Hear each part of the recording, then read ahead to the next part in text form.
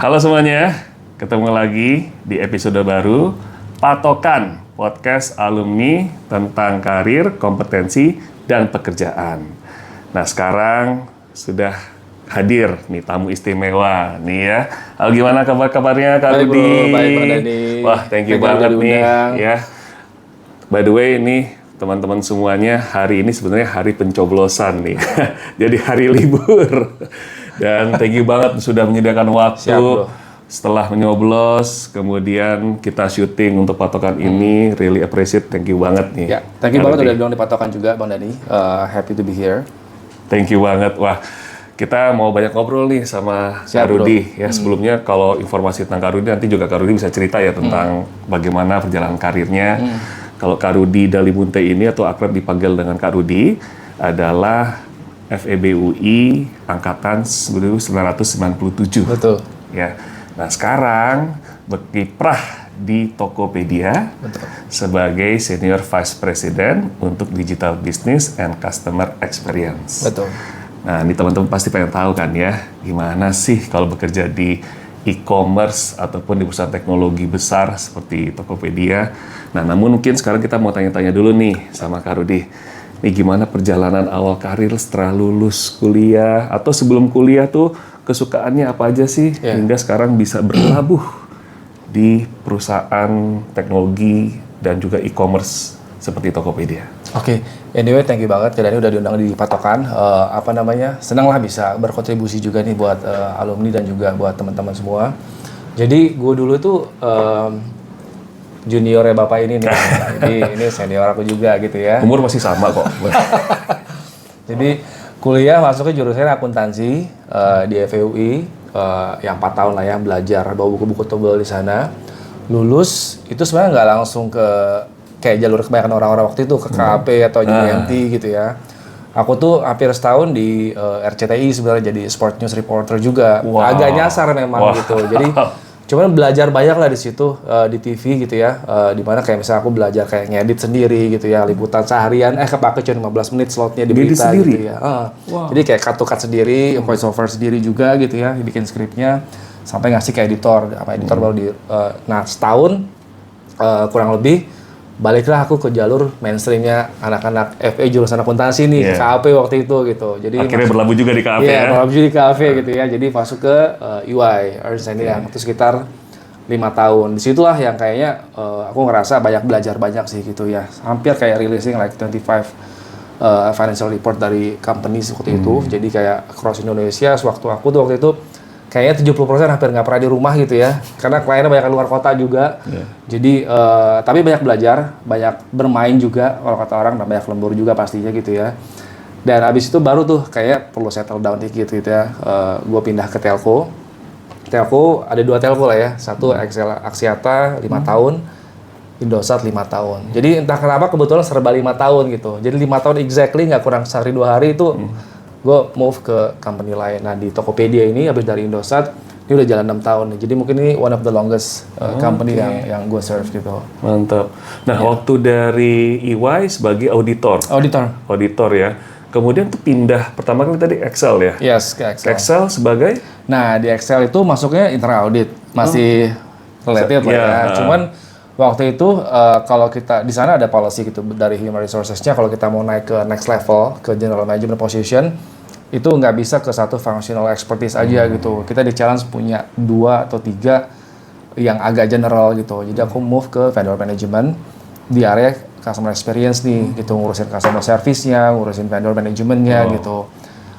Agak ngeri juga karena kan kayak udah 8 tahun tuh kayak background-nya finance, audit dan lain-lain gitu ya. Cuman nih berani nggak ya? Udah aku beraniin deh gitu. Mantap. Jadi berani nyoba dan akhirnya kayaknya kok enak juga gitu. Di situ mulai kayak expose nih sama marketing, corporate risk gitu ya, sama vendor management. Di situ nih mulai tahun keberapa tuh setelah di Excel? Tahun kedua. Tahun kedua. 2 tahun internal audit aku udah mulai coba bidang baru di sana gitu. Dan itu ada kesempatan ya yang diberikan ya. Betul. Terus ambil take risk. Jadi gitu cerita lucunya gini sebenarnya. Jadi ini salah satu auditi gue juga gitu. Jadi gue ngaudit ke departemennya mereka, ada beberapa findings gitu ya. Tapi sifatnya tuh konsultatif semua lah, nggak finding nyari salah ini salah itu gitu. Dia bilang, yaudah lu aja ngerjain deh gitu. Kebetulan manajer yang kemarin megang ini udah resign gitu. pikir benar juga deh, udah. Nah itu tuh bagus tuh ya. Jadi lo ngerjain finding lo sendiri gitu ya. Betul, Iya, itu benar makanya. banget. Tahu masalahnya, Iya. ketemu, ini kan dari sisi luar kan. Nah kalau nyemplung dalamnya, Betul. nah gimana cara mereka-nya udah tahu ya. Nah itu juga jadi salah satu hal yang menarik tuh kalau misalnya buat teman-teman mahasiswa setelah lulus, kemudian kalau misalnya pengen pindah jalur ataupun pengen pindah pekerjaan, coba kerjain sesuatu yang di luar dari Betul. comfort zone ataupun dari expertise-nya ya. Setuju. Apalagi lihat peluang di situ kan. Betul. Nah, wah menarik juga kalau misalnya dapat kesempatannya seperti itu. Akhirnya setelah di tadi vendor management, customer service ini berapa lama? Sepanjang Itu sekitar 3 tahun. Abis itu mulai tuh di hijack sama telco lain gitu. Wah. Jadi yang warnanya kuning lah ya, Iya. Indosat. Nah, jadi agak-agak rumit nih karena waktu itu kompetitor kan. Iya. Jadi dapat surat rekomendasinya, surat referral itu pindah ke kompetitor tulisannya gitu. Cuma aku pikir gue juga pindahnya baik-baik, berkontribusi juga pernah baik di sini, pindah pun sebenarnya untuk something yang lebih baik lah aku ngerasa gitu. Jadi everyone ya happy juga gitu. Wah, Masih punya hubungan baik lah sama semua. itu juga pelajaran penting tuh ya. Jangan sampai kita pindah malah membuat nggak enak hubungan dengan the last employer ya kan. Tetap jaga hubungan baik. Betul. Nah itu penting juga tuh ya buat teman-teman kalau misalnya pindah aja gitu ya. Apalagi sekarang katanya anak-anak Gen Z pindah langsung pindah aja gitu. Langsung hilang kadang-kadang Ya, gitu langsung ya. hilang juga Jadi malahan ya. kadang-kadang si Cliff tiba-tiba wah udah WhatsApp gitu ya. Pokoknya do not burn the bridges lah gitu ya. Itu penting. Tolong dicatat tuh ya, don't burn the bridge ya. Karena pasti suatu saat pasti kita ketemu lagi dengan sekitaran kita tuh ya. Setuju bro. Nah pindah itu ke Indosat di posisi di divisi atau di area yang sama atau beda lagi? Hampir area yang sama, cuman lebih kayak luas aja cakupannya. Karena di customer experience tuh kan nggak cuman customer service, gue juga work sama teman-teman di marketing, di network, di engineering gitu ya, untuk build apa ya experience yang bagus lah buat pelanggan gitu ya. Orang kalau nelfon drop call-nya kecil, success rate datanya bagus gitu ya, browsingnya enak, cepet dan lain-lain. Itu yang kita coba build sih. Jadi connecting matrix-nya marketing sama tim jaringan gitu ya, sama tim customer service itu kerjaan gue tuh dulu tuh. Supaya mereka juga nggak silo juga. Karena gini, contoh nih ya, tim teknis kadang-kadang ngerasa, wah BTS-nya hijau semua gitu. Maksudnya nggak pernah down gitu ya. Cuman customer nggak happy gitu. Karena kan sifatnya kadang-kadang ya agregat juga gitu ya. Jadi kadang-kadang ya itu yang gue coba connect lah dari perspektif pelanggan ngomongnya apa, internal data kita ngomongnya apa gitu. Jadi membantu ke arah sana sih. Internal dan eksternal ya, disesuaikan. Supaya juga dari internal voices ataupun juga external voices itu bisa nyambung ya. Wah itu beda banget ya dari jauh accounting. Di titik itulah gue mulai ngerasa kayak gue mulai meninggalkan dunia gue di mana gue kuliah 4 tahun dan pekerjaan gue spend kayak 7 tahun lah ya total di bidang kayak financial auditor sama corporate auditors gitu. Iya, luar biasa loh ini pengalamannya ya. Bisa merambah keluar dari previous expertise menuju expertise yang baru nih. Betul. Wah keren banget. Itu berlangsung selama 5 tahun di Indosat atau ada juga perubahan lagi setelah itu? 5 tahun di Indosat itu juga udah mulai banyak berubah juga sih gitu. Karena kan kadang-kadang jajaran manajemennya ganti, bos kita ganti juga gitu ya. Jadi something yang gue pelajari adalah satu gitu ya, ya lo harus ready sama situasi dan opportunity apapun. Jadi kayak proaktif juga untuk bisa deliver something walaupun kadang-kadang nggak kepikiran nih sama bos kita, sama peers kita gitu ya. Jadi once opportunity-nya datang, kayaknya top of mind-nya orang-orang ya dulu aja deh yang ngerjain gitu. Gue selalu kayak gitu tuh bro. Jadi kayak ya udah gue nggak diminta pun ya udah gue kerjain gitu ya. Something yang kadang-kadang kita nggak pernah tahu opportunity kapan datang gitu. Jadi pas bos gue pindah ke company lain, next in line-nya ya udah gue gitu. Itu yang saat itu ya gue ngerasa kayaknya di perusahaan itu gitu ya ex BUMN untuk promote ke next level tuh kayaknya gue ngerasa kayak susah nih gitu. Karena urutannya panjang gitu yang nungguin. Tapi ternyata terjadi juga bisa dapat kayak promosi di sana. Ya udah gue pikir nggak mungkin berarti gitu. Yang penting ready sama ya lu bisa deliver yang ya di luar ekspektasinya orang-orang aja sih gitu. Dan inisiatifnya lu ya. Betul. Jadi kalau misalnya bisa dikerjain dan itu sesuai dengan mau passion lo kesana, kemudian dari bos lu juga ulang, wah lu bilang ini bisa dikerjain gitu kan ya. Dan itu dia appreciate juga kan ya dari situ. Banyak dapat bos dari expat atau dari dalam negeri? Terakhir bos gue itu orang Jerman sebenarnya CMO-nya gitu ya. Jadi quite unik juga sih, belajar budaya, belajar cara kerja yang berbeda-beda, itu justru enriching your apa namanya capability sama profesionalismenya juga sih. Perspektifnya juga. Jadi kalau gue ngeliat anak-anak sekarang juga time spend-nya kerja kan kayaknya kalau gue tadi 5 tahun gitu ya, dan mungkin sekarang tuh kayaknya 2-3 tahun mereka udah jump ke area lain gitu. Itu yang kadang-kadang ya boleh dibilang ya bagus sih, tapi jangan sampai pada saat 3 tahun tadi belum belajar apa-apa gitu. Bener. Itu sih. Gue setuju loh. Karena gini, menurut gue tuh ya, 2-3 tahun mungkin kita baru lay the foundation doang. Agree. Hasilnya tuh kan yang harus kita maintain baru 2-3 tahun kemudian ya. 5 tahun tuh gue rasa udah bagus. Dan pas tuh. Karena lu udah ada legasinya. Situ sebelum lu pergi lagi, ada legasinya. Dan sistemnya udah jalan gitu kan. Jadi pas balik lagi, ngeliat, wah itu dulu gue yang start tuh legasinya gitu ya. Ada rasa kebanggaan gitu ya. Ada bro. Nah itu tuh ya. Bukan berarti nggak boleh 2-3 tahun pindah ya. Tapi dalam hal ini sebenarnya kan kepuasan bekerja dan nanti kita mau dilihat sebagai apa sih track recordnya gitu Betul, ya. betul. Nah kemudian setelah itu dari telco, tapi terus pindah ke e-commerce nih. Gimana ceritanya? Itu industri baru sebenarnya. Waktu itu Tokopedia masih karyawannya sekitar 1.500-an bro, kecil banget, maksudnya belum, baru dapat funding dari SoftBank aja. Alibaba belum lah waktu itu. Gue ngerasa startup waktu itu ya. Gue pindah dari company yang udah established, Indosat gitu ya. Gue merasa nggak mungkin bangkrut Indosat ini. Kalau gue ngerasa comfort zone gue ya gue terus nih sampai pensiun mungkin ya, kayak kebanyakan teman-teman di sana. Gue move ke bidang baru yang gue nggak ngerti e-commerce nih apa gitu ya, dan cara bekerja juga baru. Jadi gue mikir pengalaman gue sebelumnya, gue switch bidang tuh nggak apa-apa kok gitu. Ya gue beraniin aja sih gitu. Mulai aja dulu lah kata Tokopedia gitu. Masuk ya slogannya. Masuk ya, jadi ya berani aja. Dan gue ngerasa satu, gue ngobrol sama foundersnya, sama Will waktu itu, sama Melissa juga, sama Leon, kok visinya sama gitu ya. Dan aim-nya untuk deliver ini buat kayak growing ekonomi Indonesia, UMKM tuh juga oke gitu. Ya udah gue move deh. Jadi satu yang mungkin gue coba bisa share adalah ketika ngobrol ya your superior atau misalnya employers itu ngerasa punya visi yang sama gitu ya.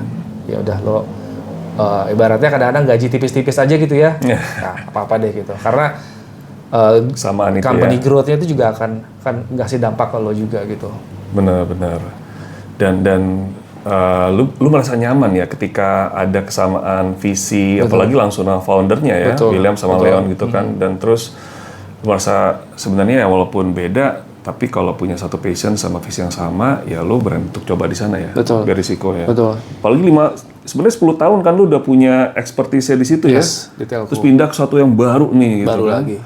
Nah pas waktu pertama kali kerja sana, terus tiba-tiba, wah ini kok beda banget, atau ada nggak pengalaman yang buat lo shock gitu ya gitu, atau awalnya lumayan kaget juga gitu, karena gue belum pernah kerja di startup waktu itu. Jadi emang bener-bener kayak gini, kalau di corporate itu kan everything udah established gitu ya, SOP udah ada, di mana lo nyari SOP juga lo tahu ada sistemnya, ada webnya, ada web base-nya, ada repository-nya gitu ya.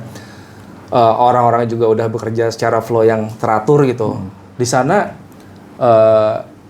nggak ada yang ngerjain, misalnya contoh nih SOP di mana gitu, oh nggak ada, lo bikin sendiri gitu. Oke. Gue banyak bikin SOP lo ya. Jadi kalau dengan kata lain ya, gue mengerjakan apa yang gue nggak pernah kerjakan selama 3 tahun terakhir gitu. Jadi gue balik lagi, gue track balik lagi gitu ya, gue rewrite lagi everything.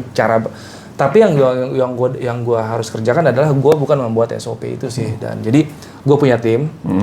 Fokus gue gimana caranya gue bisa build tim ini untuk build sistem dan processes gitu. Karena gue ngerasa bukan gue sendiri yang kerja di situ gitu ya. Jadi build processes, sistem gitu ya. Gue bilang ke mereka gitu, ini kan salah satu yang kita kerjakan juga satu customer service gitu ya. Lo nggak tidur nyenyak tiap malam gitu. Jangan sampai nanti orang komplain tiba-tiba lo nggak tahu gitu.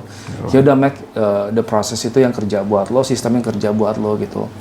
Ya mulailah kita build proses, dashboard, automation. Ini kan tech company, masa kita kerjanya manual gitu. Jadi kita bikin alert segala macam. Orang jam berapapun komplain tuh udah ada automationnya gitu. Nah itu yang membuat atau membangun cara bekerja dan budaya kerja tim itu, gue ngerasa itu legacy gue yang paling besar di situ sih. Dan gue ngerasa kayak itu priceless lah. nggak kenilai sama uang gitu. Benar. Jadi ngeliat tim gue sekarang udah jadi kayak head di mana, di divisi lain, ada yang di sini atau di company lain atau di e-commerce lain, itu something yang mereka bawa juga sampai sekarang sih gitu.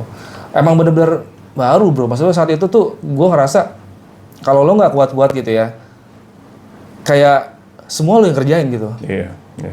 Kalau lu nggak bisa kayak delegating atau misalnya managing itunya, itu stres lah gitu. Apalagi kalau misalnya, untungnya waktu gue di Indosat, gue nggak mau termanja sama kayak processes, lu punya anak buah yang banyak, akhirnya lu nggak mau kerja gitu. Jadi kalau bisa gue kerja sendiri ya gue kerjain gitu. You still getting your hands dirty ya, Yes. maksudnya tetap turun juga Betul, gitu ya. betul. Jadi kadang-kadang jebakan kita ketika kita kerja di perusahaan yang udah established adalah kita termanjakan sama proses tadi sih gitu. Apapun udah deh, nih lempar sini, delegasi. Padahal kan kita juga butuh hands on ya, ngeliat. Nah itu pengalaman berharga banget ya ketika lo ke Tokopedia, setting the foundationnya lagi, setting the system. Tadi tuh gue quote tuh kata-kata yang bagus tuh. Kita buat sistem yang bekerja untuk kita. Ya, jadi kalau misalnya ada tadi komplain, ada misalnya sesuatu dari customer yang ingin segera diselesaikan masalah, langsung alertnya ada, langsung juga bisa diselesaikan. Betul. Dan memang kalau gua baca-baca gitu ya, apalagi kan dari penggunanya Tokopedia kan udah jutaan, bahkan udah lebih dari jutaan, puluhan juta lah yakin. Apalagi Indonesia gitu. Itu gimana ngaturnya tuh masih harus dihadapi dengan sistem teknologi gitu ya. Lu belajar banyak apa nih teknologinya nih kalau? Jadi menurut gue ya, yang susah itu bukan pengguna yang banyak ratusan juta sih, tapi yang very challenging ketika lu punya lompatan pengguna yang kayaknya gini, eksponensial. Ya. Itu lo nggak bisa planning atau forecasting yang kayaknya akurat juga gitu. Karena gini, yang misalnya contoh nih, pengguna telco udah 100 juta ya, gua ambil angka 100 juta gitu ya, dan tapi kan growth-nya ya gitu. Everything lo bisa plan dengan baik, next month mau launching apa, servernya mau sebesar apa, cakupan marketingnya, budgetnya gimana. Tapi ketika lo punya customer yang loncatan tuh 30% bulan depan, 50% bulan berikutnya, atau mungkin 2 kali lipatnya di akhir bulan ke-6 gitu ya, itu challenge tuh. Gue harus build tim berapa banyak nih, gue harus hiring berapa banyak gitu. Gue nggak mungkin juga tim gue interview tiap hari orang gitu, nggak kerja mereka gitu. Itu terjadi dan interview orang tiap hari gitu. Dan hampir sampai 80.000 sampai 100.000 lamaran tuh masuk ke tim HRD gitu. Jadinya kan nggak efektif gitu. Nah, loncatan orang itu kan juga kita bikin ini server harus berapa banyak, cloud juga harus berapa banyak gitu ya. Sistem jangan sampai down gitu. Itu lebih susah dibanding kita kan managing bener emang banyak gitu. Nah, di situ lo belajar sih yang namanya problem tuh pasti ada. Yang namanya scalability itu apa namanya lo penting gitu ya. Tapi jangan sampai juga kayak nggak cost efficient kan. Lo beli semuanya tapi ya cukup sih, nggak pernah down juga sistemnya gitu ya. Tapi kan mahal gitu ya. Itu yang mungkin gue belajar banyak lah di situ. Banyak ketidakpastiannya. Dan ketika sebelumnya kita udah punya sistem yang prediksinya tuh lumayan. Nah tadi kan karena dari pelanggan 100 juta tuh ya udah tahu lah ya. Ini dari puluhan juta ke 100-an juta, lah tuh tiba-tiba dalam sekejap gimana nyiapinnya. Betul. Wah, itu tantangan yang lo hadapi ketika masuk atau ketika sudah 2 tahun, 3 tahun gitu pas di Tokopedia. Atau ada hal-hal yang sifatnya mungkin secara ini kali misalnya disrupsi dari ekonomi kah? Kemarin ini misalnya berarti kan dari zaman pandemi ya? Pandemi sebelum pandemi banget tuh. Benar ya? Benar. Pas pandemi tuh ya? Iya. Nah tuh lu kerjanya gimana tuh sampai ya sebenarnya justru tantangan terbesar yang pernah gue rasain selama jadi profesional ya di pada saat pandemi itu sih. E-commerce loncatannya tuh eksponensial gitu ya. Orang nggak punya pilihan selain belanja online nih. Satu sisi tim lo juga punya anxiety untuk gua kerja nggak bisa juga keluar rumah nih gitu. Gimana gitu, di satu sisi punya tanggung jawab besar untuk memastikan kayak customer terlayani dengan baik gitu ya, belanja bisa, logistik fleetnya juga terplanning dengan baik, customer service-nya cukup walaupun mereka nggak kerja di rumah. Jadi gue harus pindahin hampir 1.000 plus customer service yang tadi di kantor itu ke rumah gitu. Itu kan ngomongin customer service itu mereka terbiasa di environment yang secure, data nggak boleh keluar, even lo masuk nggak boleh bawa handphone. Itu gimana tuh ya? Sekarang harus kerja di rumah, tapi memastikan data juga nggak boleh breach gitu. Itu lumayan lah gitu. Gue work sama IT security juga lumayan intens untuk make sure kayak misalnya sistemnya stabil dan jalan gitu ya. Mereka bawa laptop ke rumah dan ya memang awal-awal ya lumayan rusuh juga, tapi seminggu kita udah bisa stabil, mereka kerja dari rumah semua gitu. Dan transaksi meningkat banget bro. Jadi kayak misalnya kita kerjakan tuh harga masker mungkin kalau masih ingat sampai ada yang ratusan ribu, jutaan gitu ya. Nimbun ya kan gitu. Betul gitu. Itu yang kadang-kadang kita mesti jagain juga nih. Jaga harga ya. Betul gitu. Tantangannya besar ya dan berat banget. Tapi kita percaya bahwa itu bisa ngasih dampak yang juga cukup baik juga buat masyarakat sih. Dan gue belajar banyak banget di periode itu sih gitu. Pada saat pandemi itu tantangan terbesar dan juga saat lu banyak belajarnya dari Banyak situ. belajar Ya? di situ.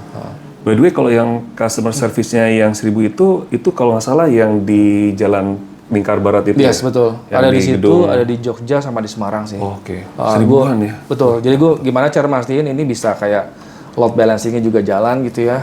Kerjaan gue sama tim produk juga baik gitu ya. Build automation-nya, build chatbot-nya. Jadi gimana sistem ini juga bisa serve customer tanpa harus ketemu orang gitu. Iya. Nah, lu tadi banyak ngomong tentang tadi kan misal data protection supaya juga nggak keberi segala macam. Nah, ini lu belajar sendiri atau memang pada waktu itu lu ada yang kasih trainingnya apa segala macam atau lu dikasih tahu nih lu bikin sendiri deh sistemnya atau gimana?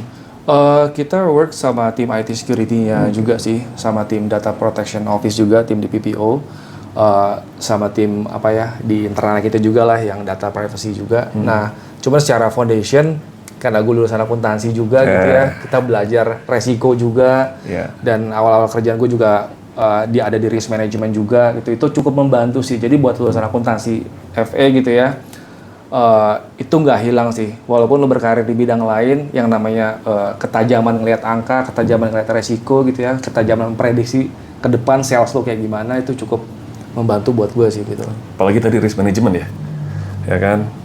Kalau sekarang kalau boleh dihubungin tuh risk management sama data protection tuh erat banget ya. Sekarang ini jadi hot topic juga kan sekarang data protection ini. Itu salah satu challenge di e-commerce sih sekarang.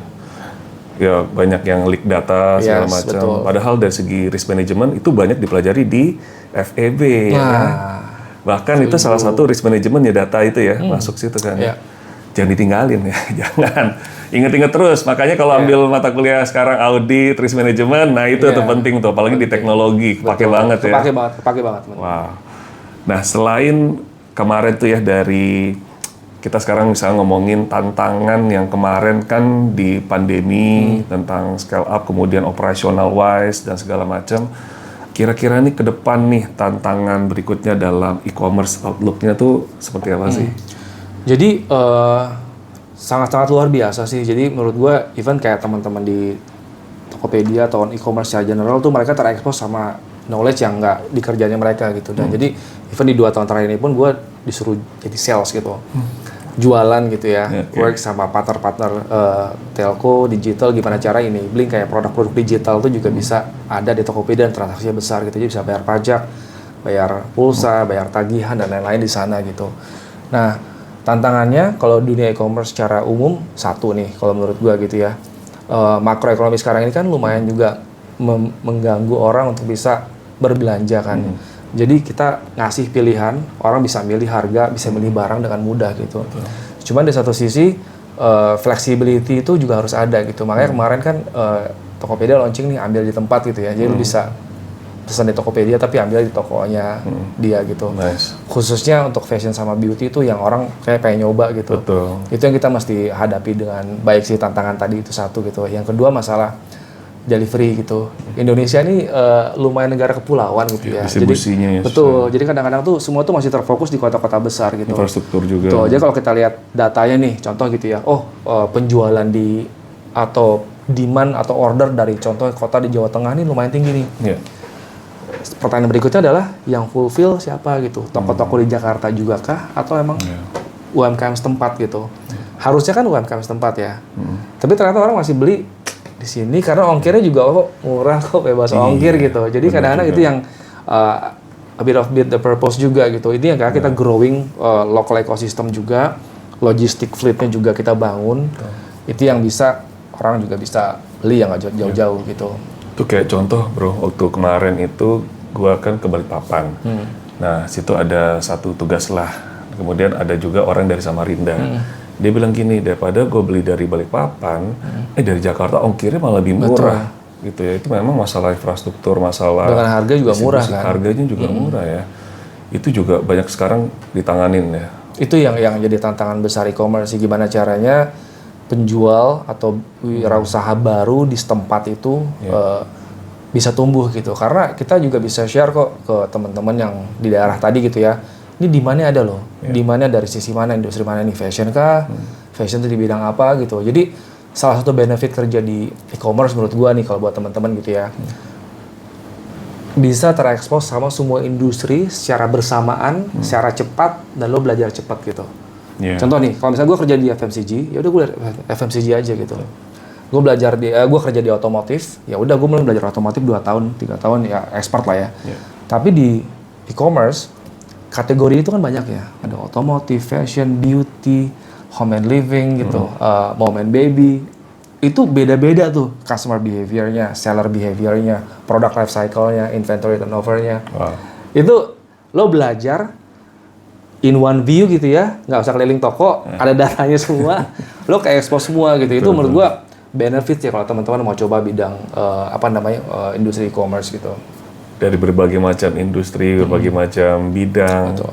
Ya, kayak fashion aja ya, fashion sekarang kan mungkin ada yang naik turun, kemudian ada beda-beda, by musiman gitu kan.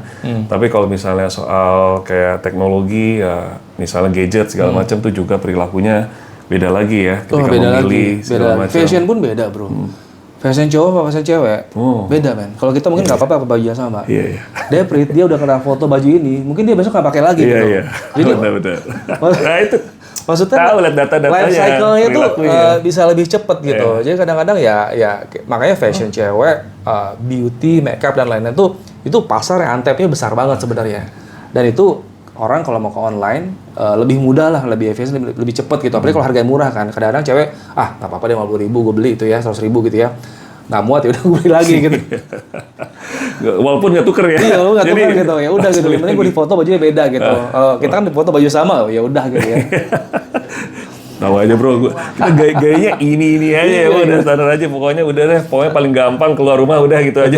Cuma itu pasar yang sangat-sangat besar gitu dan itu yang lagi dikejar sama semua orang di depan sih. Wow, itu berarti lu udah tahu nih trennya ke depan, kemudian juga apa saja yang akan jadi in-nya nanti dari segi fashion kah ataupun juga dari segi pembelanjaan konsumsi gitu ya. Betul. Itu udah jauh luas banget nih dari dan datanya ada semua gitu bro. Jadi kayak everything kayak pergerakan customer gitu ya, demand-nya dari mana, yang di order apa, area mana. Even yang kita bisa sajikan tuh juga sebenarnya insight buat si toko tadi, insights buat company tadi, lu ngapain pasang billboard di situ gitu. Order lu juga udah banyak di situ kok gitu. Maksudnya orang yang beli barang lu kan buang duit gitu. Betul. Jadi sampai ke level sana gitu. Masukan dan input yang kita bisa kasih ke perusahaan lain sih gitu. Wow. Wah, thank you banget nih, banyak banget informasinya nih, dan bahkan sangat seneng nih dapetin insight, bisa ngerti banyak tentang tren industri ya, dan terus lu tahu bagaimana pergerakannya ya, demand-nya dari mana, supply juga dari mana. Nah, kalau misalnya sekarang nih bicara tentang disrupsi AI, kira-kira ada hubungan atau dampaknya nggak terhadap e-commerce? Apakah ada atau nggak ada? Kalau ada misalnya seperti apa? Sangat-sangat ada sih, bro. Jadi kayak even dampaknya positif sih sebenarnya gitu ya. Jadi contoh ya, ini kan layar paling 6 inci, 7 inci ya. Sedangkan produk terdaftar, gue pakai data publiknya Tokopedia aja, 1,8 miliar produk detail page gitu ya. Jadi kalau misal satu produk itu hitung satu lah. Kebayang nggak miliaran produk? Gimana caranya lu bisa scroll dan itu nemu barang yang tepat buat kita gitu, atau yang direkomendasikan itu emang yang kita cari gitu. Jadi AI itu sangat membantu ngasih kayak recommendation engine yang pas buat Dani. Jadi apa yang lo lihat di homepage itu, apa yang lo lihat di thank you page itu beda sama gue gitu. Jadi kadang-kadang itu yang membuat kayak conversion rate-nya atau misalnya propensity lo untuk beli gitu ya itu tinggi lah gitu. Makanya kadang-kadang itu yang dikejar sih. Nah, AI membuat itu semakin akurat gitu ya. Personalized. Exactly. Membuat itu semakin personalized juga, semakin tepat lah gitu ya. Jangan sampai misalnya lu udah beli handphone, yang keluar handphone lagi. Harusnya kan aksesoris nih. Itu yang kita coba sajikan juga sih. Apalagi kan udah kerja sama nanti sama ByteDance sama TikTok tuh harusnya juga bisa masuk ke social commerce. bisa lebih akurat lagi sih. Dampaknya sangat-sangat positif sih, nggak cuma di masalah recommendation engine, di bagian layanan pelanggan pun, yang tadi gue bilang masalah scalability tadi gitu ya, ya automation juga udah bisa menjawab jadi customer service yang baik kok gitu. Nggak cuma kayak ngasih FAQ biasa, tapi sampai ke level lo nanya barang lo udah sampai mana gitu ya, dia connect sama API-nya logistik, itu titiknya udah di mana, ngasih tahu di mana berapa lama lagi estimasi barang akan sampai gitu. Atau misalnya ngasih refund otomatis gitu, oke. Itu semua udah automated ya? Betul, automated lah pokoknya. Ya banyak banget nih. Oke, mungkin banyak banget nih tadi insight dan juga masukan. Banyak banget nih tadi yang dikasih tahu. Bahkan waktu kurang nih ya. Wah, semua soal teknologi, semua soal data, apa yang terjadi di e-commerce tuh udah banyak banget nih. Mungkin sekarang pertanyaan terakhir nih untuk kasih saran, rekomendasi, tips untuk teman-teman, khususnya untuk para mahasiswa sekarang yang sedang menyaksikan, mereka kalau misalnya sekarang di akuntansi, ilmu ekonomi atau manajemen, nanti punya aspirasi ingin berkarir di bidang atau di industri e-commerce tuh, kira-kira apa yang bisa kasih ya, saran? jadi saran gue, kadang-kadang latar belakang pendidikan kita, latar belakang jurusan tuh tidak harus membuat lo memilih pekerjaan itu harus bidang itu gitu. Jadi itu nggak mendefine nanti lo kerjanya harus bidang apa. Di e-commerce pun kalau misalnya teman-teman mau coba, akan belajar hal baru lagi selama pondasi angka, pondasi analitiknya, pondasi kognitif skillnya itu bagus gitu. Itu yang gue ngerasa kayak teman-teman ada di tim gue nih ya, ada yang ngerjain search engine optimization gitu ya. Jurusannya ada yang dari sejarah, ada beda dari sebelumnya. Iya, ada yang fakultas hukum gitu. Itu yang kadang-kadang jadi kayak encouragement juga buat teman-teman di accounting atau FEB UI gitu ya, untuk nyoba salah gitu. Selama teman-teman punya yang harus dilatih ya, menurut gue yang gue selalu ingat adalah cognitive skill yang orang-orang nih. Kayak lo ngelihat data banyak nih, kayak tapi gimana cara lo bisa narik ke benang merah dari data tadi gitu. Itu kayaknya nggak pernah kita pelajarin di kuliah juga sih. Tapi maksud gue itu latihan sebenarnya untuk bisa menderive kesimpulan dari data yang banyak gitu. Itu sih. Ini makanya penting banget ya cognitive skills, terutama data analytics ya tadi ya, untuk bisa dipertajam selagi masa kuliah, supaya nanti kalau misalnya mau punya aspirasi berkarir di perusahaan teknologi ataupun e-commerce, itu kepake banget. Dan jangan lupa juga ya ilmu auditing ya, kalau buat teman akuntansi sama ilmu risk management banyak kepake sampai sekarang. Ya. Wah, thank you banget nih Kak Rudi untuk obrolannya hari ini.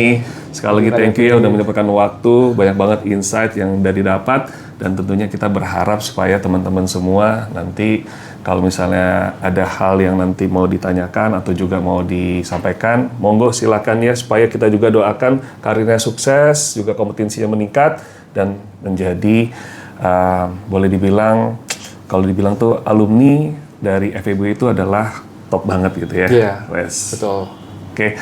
Baik, terima kasih sekali. Sekali lagi Kak Rudi, thank you banget sukses juga buat teman-teman semua di sana. Sip, sukses untuk semuanya. Terima kasih, sampai jumpa lagi. Bermanfaat ya. Bye.